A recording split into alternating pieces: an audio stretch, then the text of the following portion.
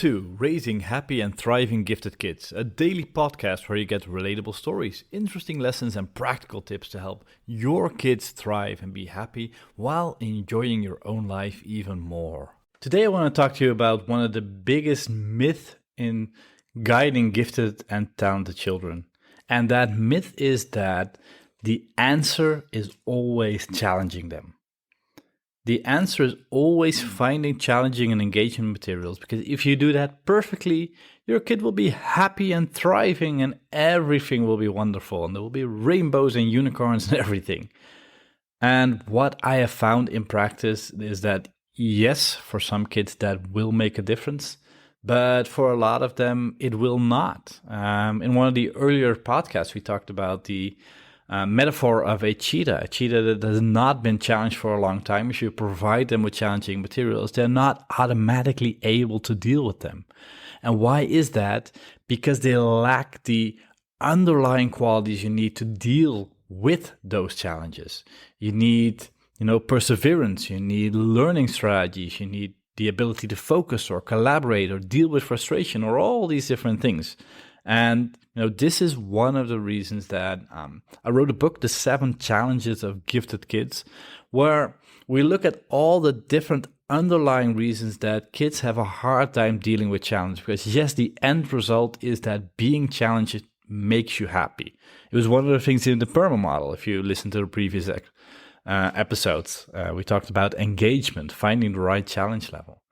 But we're not born dealing with the challenge stuff, or actually we are born with that, but often both, the society and the schooling system kind of beats it out of you to be able to deal with the right challenge level. So we have to learn as parents. We have to learn the different things that make a difference for our child. So the 7 challenges I ran into, that kids run into when they try to thrive on challenge, is that they lack the right mindset. The way they look at challenges is stopping them from performing. They have a hard time using their memory, and memorization is an important key to learning. They have a hard time motivating themselves to learn the proper things. They have a hard time focusing on their work for various reasons. They have a hard time collaborating because they haven't found collaboration to be a fun and worthwhile activity.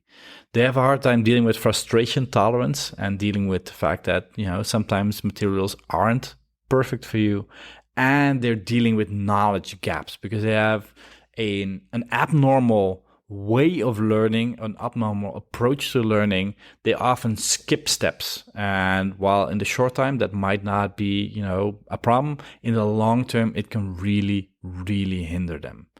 So reflect both for yourself and for your kids when they are dealing with very complicated assignments. Do you recognize any of these things? Lack of using their memories, a hard time focusing, a hard time collaborating, having knowledge gaps, having trouble being motivated, having a mindset that gets them stuck and gets them kind of unwilling to go there. Well, if you find any of these things, my challenge for you today is to look at your child in a different way. And as opposed to looking at the outside world, where can my kid get more challenge, which is an important question, which we will get to. But what could be improved in the inner world of my child to be better able to deal with those challenges? And then in the coming week or so, we're going to dive into each of these 7 challenges.